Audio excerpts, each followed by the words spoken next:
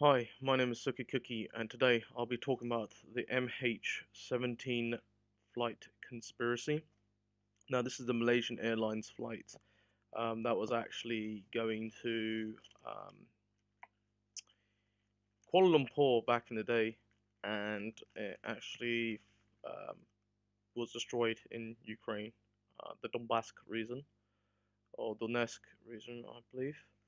But I'm making this conspiracy video as I've seen some information that it might be conspiracy, but overall, um, it has been debunked or has been figured out. They're still trying to figure out who did it. At the time I'm looking at it, but okay. So in the same year of the MH37, the Malaysian Airlines flight MH370, sorry, was disappeared in the Indian Ocean. There was another Malaysian Airlines flight back in 2014. This was July 2014, whilst the other one, on my other video I spoke about, the MH370, happened around about the March time, March 2018. So yes, so I was back again, actually near my just after I finished school and after graduating. I actually found out about this story, and I'm finding that this was another tragedy that Malaysian Airlines has had. Um, I don't want to go on too much about these things, and I know I'm doing conspiracy videos, and this I was actually advised by friends and everyone to do some, so I am actually doing some. I want to see what you guys think. In the same year, as I was saying, of the MH370. This flight was actually had the MH the Malaysian flight MH17 actually had roughly 283 people on board. Right. All these passengers actually passed away due to the plane being destroyed. The maiden flight was actually from Schiphol Airport in Amsterdam, Netherlands, and to its final destination would have been Kuala Lumpur, Malaysia, but fate happened with this.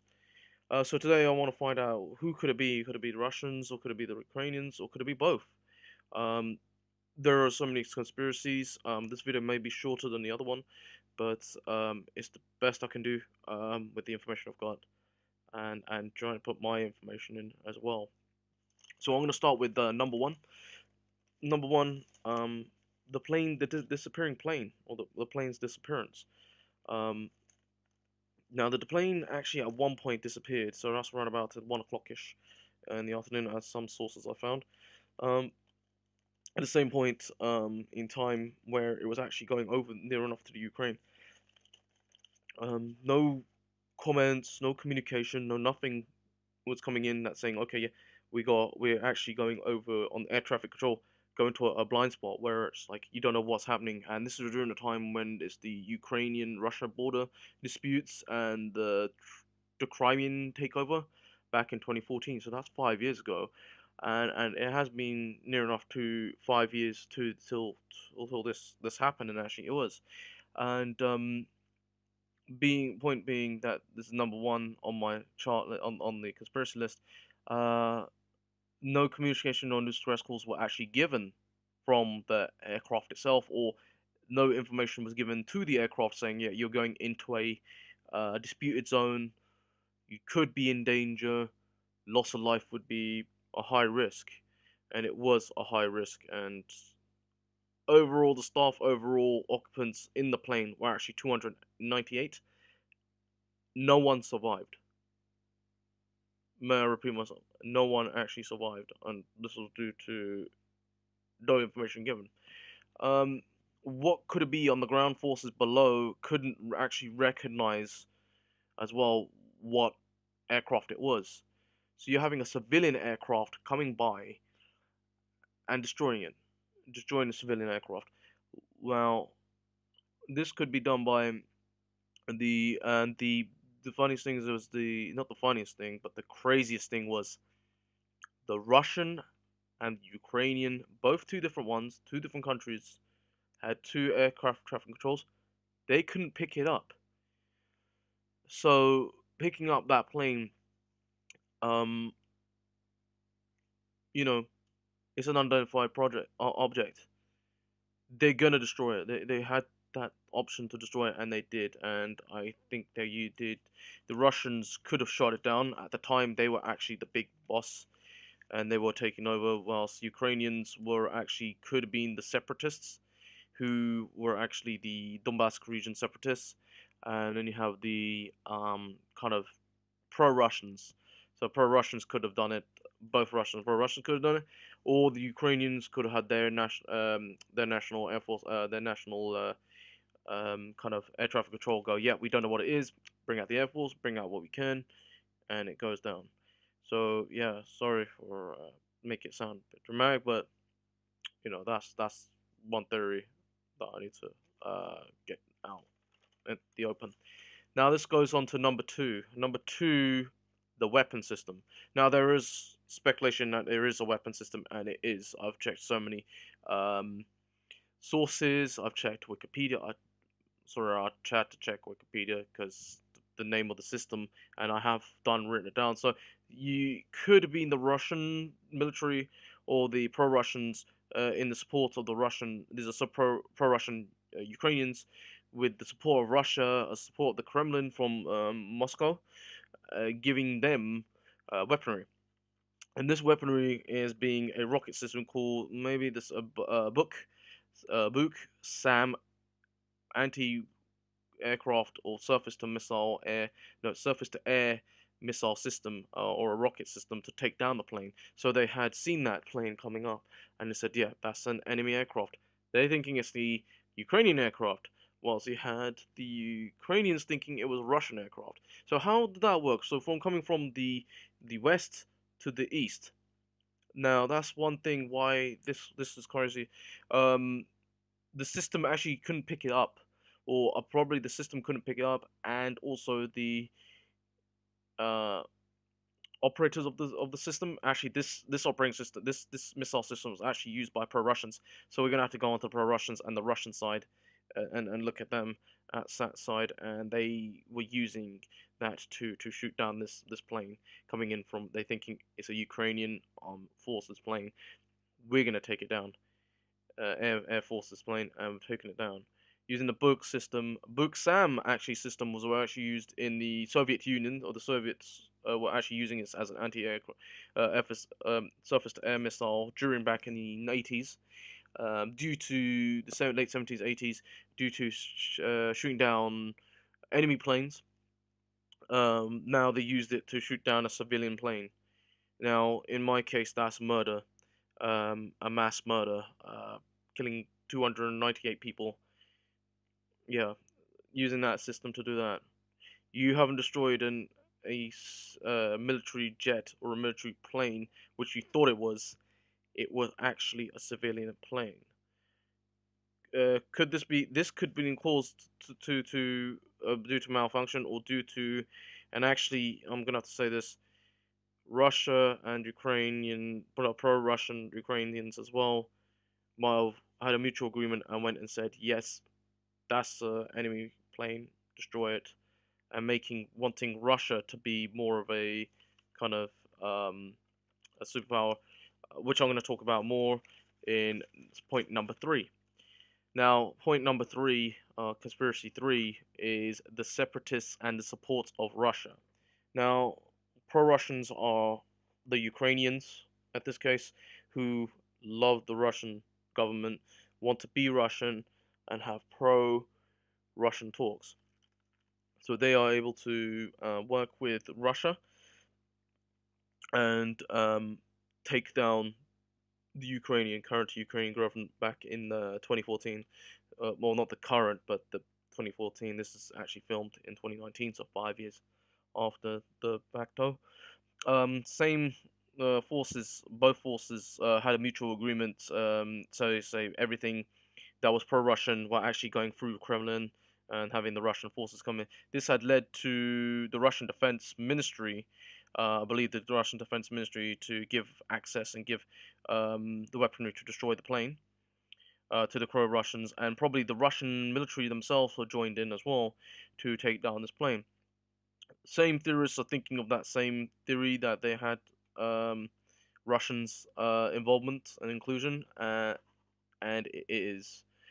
Um, so Russian inclusion was given in that one, and this would have been Russia flexing the muscles, saying that we're gonna be the superpower now, we're gonna take over Ukraine, we're gonna take over the airline, we're gonna do everything. It's our time to shine, and then destroy the plane because they're thinking the plane was actually part of the Ukrainian Air Force. I don't know what you think, but please, and later on in the video, please, I'll say if you need to add your theory in. But I'm believing that some theories there were actually that.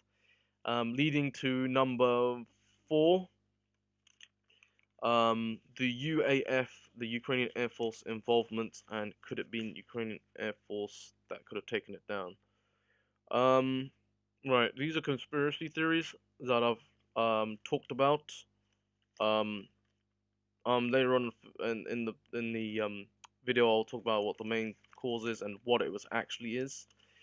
Um, Other theories and other theorists are suggesting that the Ukrainian Air Force actually did come in, believing it is not a Russian air plane, but as an unidentified aircraft. Now, most kind of looking at the aircraft MH17, it's a civilian plane with no communication with the outside world or any of the Russian or the Ukrainian air traffic controls. None of the air forces know about Russian or Ukraine knew about this airplane being in their field of vision, and also over the warfare. Now, I've got theory is that allowing the air force to come in would have helped, would have been the cause of destroying it as well.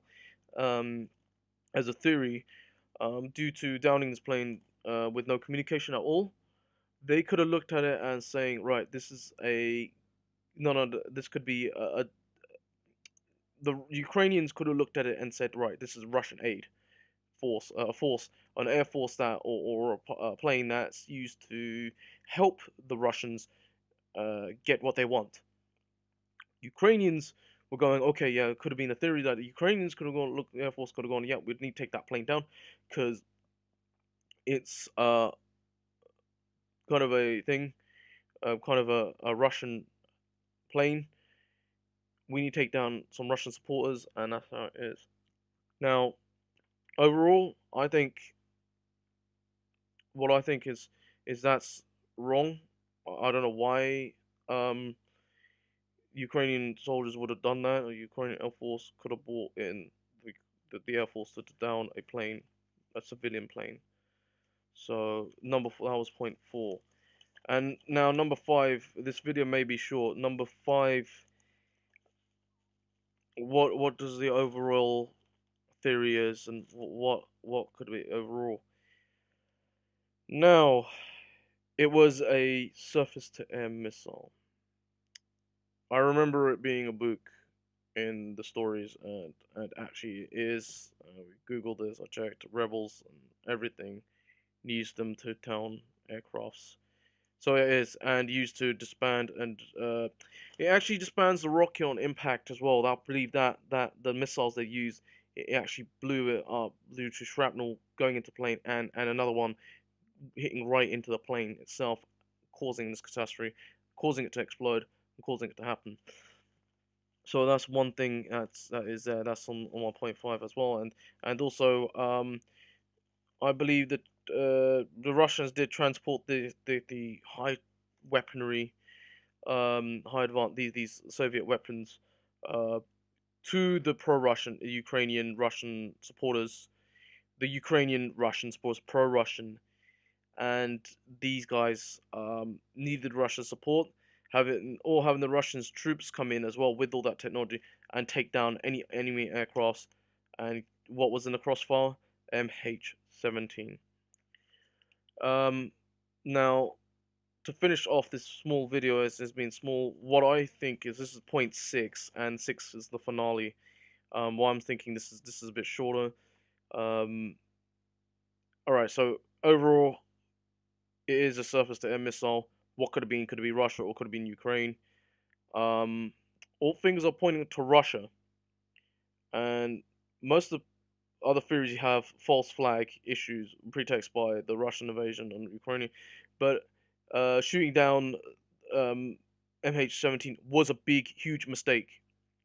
Now it could have caused a world war, um, like in World War One, whereas the assassination of Archduke Ferdinand, but Franz Ferdinand, this could have been something where Russia could have destroyed a plane, and all fingers were pointing at the plane. So overall, yeah, Russia could have been in deep trouble. Sorry, I was about to swear, but I stopped that. I can't be swearing on this. And the deep trouble would have been right. You shot down a civilian plane. It could have been UK. There were some UK civilians. There were Dutch civilians. There were a few other civilians. It could have caused a catastrophe. It could have caused World War Three. At the moment, everyone's pointing fingers on Russia. Russians are saying no, it's the Ukrainians. But who shot first? That's the question. What do you believe in? Do you think in comments below if you need to, was it the Russians or was it the Ukrainians? I don't want to cause no kerfuffle or cause no problems on this video. I don't want this video to be taken down. It's just a conspiracy theory, and who fired and who had the book system. Probably Ukraine could have had the book system as well. In the time of the 1980s and the 1990s, or just before the fall of Berlin Wall, when they had the Soviet Union, Ukraine could have been and would have been a part of the Soviet Russia. So it could be any of them, but fingers are pointing at the Russians because they brought in the troops, they brought in stuff, they brought in the manpower to crush the Ukrainian quelling and everything like that. So overall, it was the Russians could have done it, but I don't know what you think, the viewers, if the Russians did it. Ukrainian Air Force could have been involved, but could have been involved basically uh, previously going out, flying around, maybe test piloting, testing something, but could have been on the Buk missile radar. But somehow the Buk missiles actually targeted the MH17 uh, plane rather than targeting the aircrafts placed by the Ukrainian Air Force. So that's my video on this topic. I know this might be quite short. I will be going through some other conspiracy theories. I'm thinking of talking about other stuff that's not airplane related. I'm thinking talking about you know religion with Jesus Christ and the Antichrist. So I'm making two separate videos rather than converging all into one, so that it can break down my information and my theories. Um, all my theories below. Also, I'm going to be talking about the global warming, talking about aliens, talking about flat Earth. Maybe this coming, I'll be having at least 7 videos coming out. Um, recently, then I'm gonna have a break, not a big break, small break, and then gonna come back and do some more videos and thinking about is there any more conspiracy videos? What do you guys think? I would like the subscriptions, more subscribers. I would love to have more comments. I would love to be part of the YouTube partnership and be a YouTuber like PewDiePie and Ice Poseidon, who actually inspired me to become a YouTuber, and other people out there as well. Not you, Logan Paul, but the thing is I love doing these videos. So yeah, your likes, your shares, your comments would be great. And if there's anything else, if you want to comment on this, please let me know. Yeah, that's it from me. My name is Toki Cookie, Have a good night and have a good day. Goodbye.